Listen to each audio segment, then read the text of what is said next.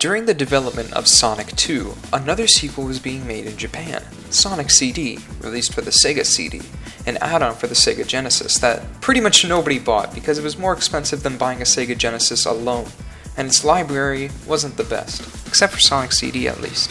So let's talk about it. The story is that every once a year, the little planet appears on Sonic's world, and Sonic goes to see it, but this year Dr. Robotnik is trying to take it over, leaving Sonic to stop him. Partway through the game, you'll encounter two new characters, Amy Rose, who has been captured by Metal Sonic, so Sonic goes to save her as well as defeat Metal Sonic.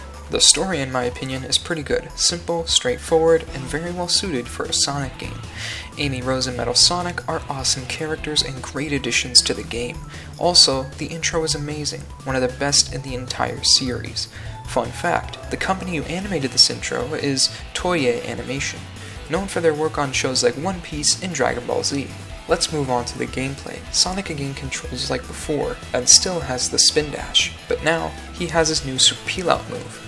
By standing still, holding up, and then jump, Sonic will form a figure 8 and blast off at a speed faster than the spin dash itself. Sure, you're vulnerable, but if you press down right after you perform the move, you can roll to protect yourself from enemies and such. In terms of the soundtrack, there are actually two of them, a US one and a Japanese one. This was most likely done due to the fact that the Japanese intro song is a bit cheesy, and I guess they just didn't see it as suitable for Western audiences at the time. But anyways, the soundtrack is again amazing. The Japanese one is the best, and one of the best Sonic soundtracks. It has tons of charm and is very unique compared to the other Sonic soundtracks. Take a listen.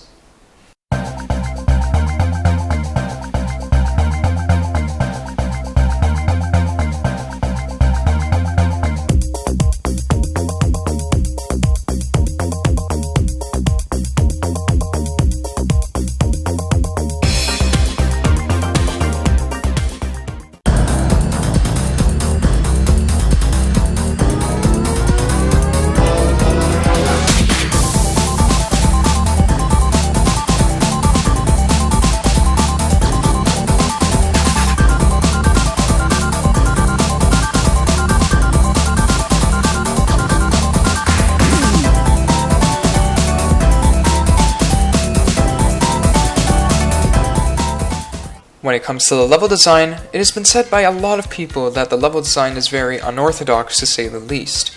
These levels are huge with tons of exploration in them, which I can appreciate.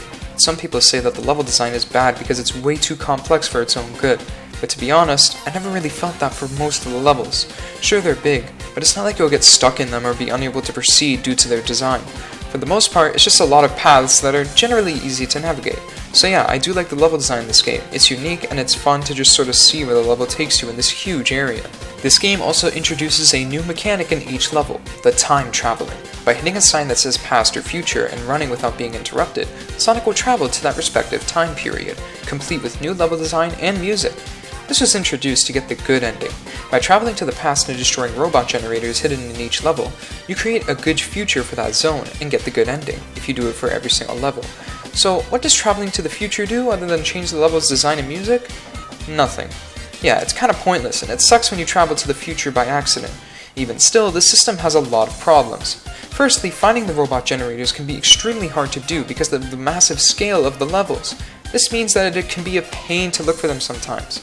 Secondly, traveling to the past or future is annoying because you have to run for such a long time before you travel to the time period of your choosing. And if you slow down at all, you lose the ability to time travel, and must hit another signpost to try again.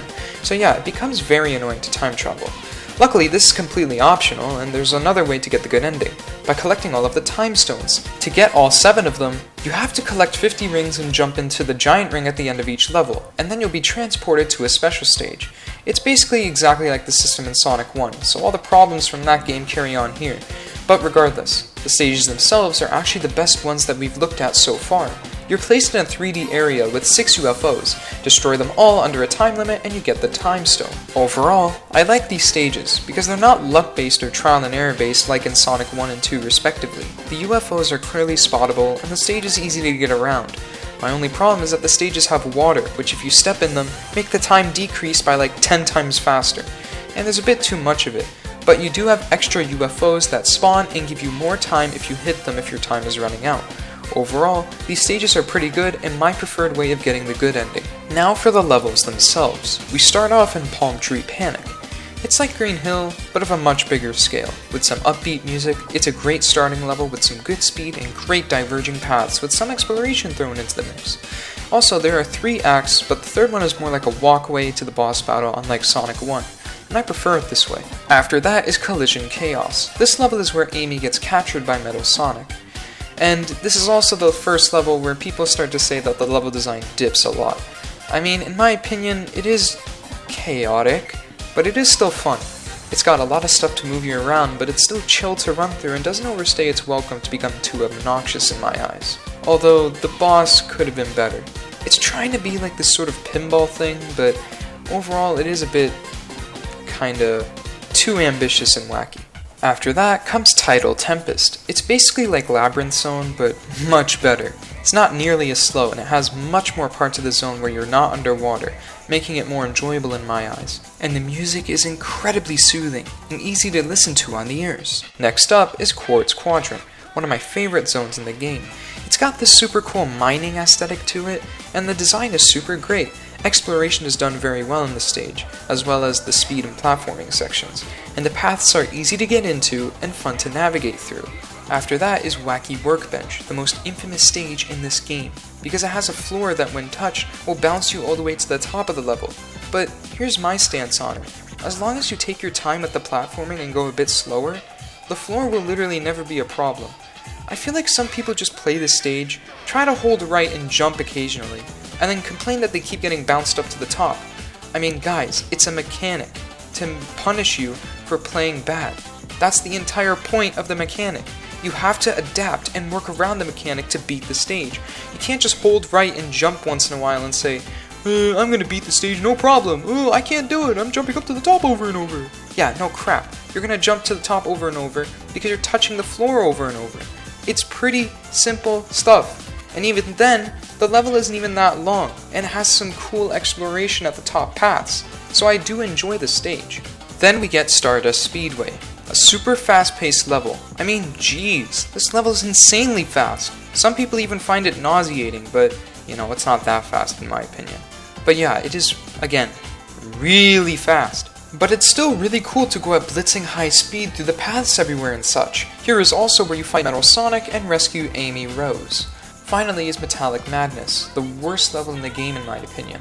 The first act is pretty okay, but the second act is extremely labyrinth-like in its design. When I first played this game as a kid, this was the level that I could never beat.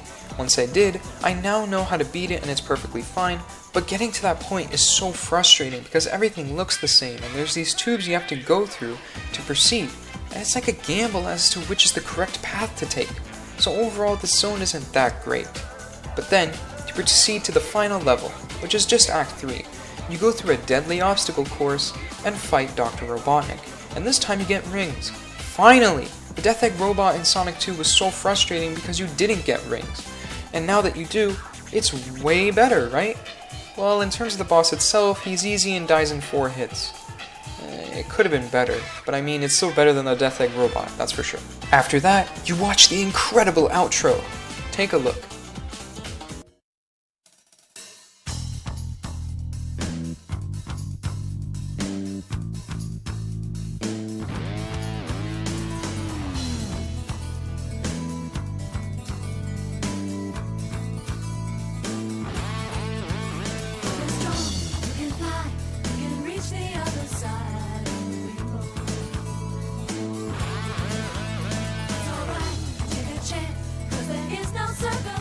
You can handle when you use your mind. Mr. Bad got it good, but this ain't his neighborhood. He's taking over. No. Time is now. He can hide, find the power deep inside and make it happen. Sonic Boom, Sonic Boom. I'll get you running back. And then, the game's done. Then you unlock Tails, who can actually fly unlike Sonic 2, and that's awesome, adding way more replay value to the game.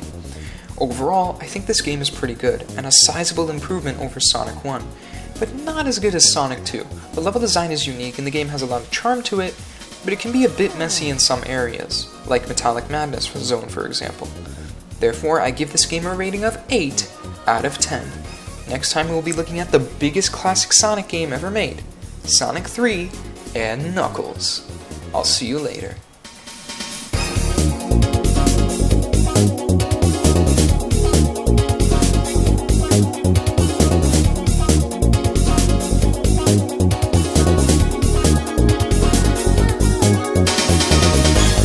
Bye.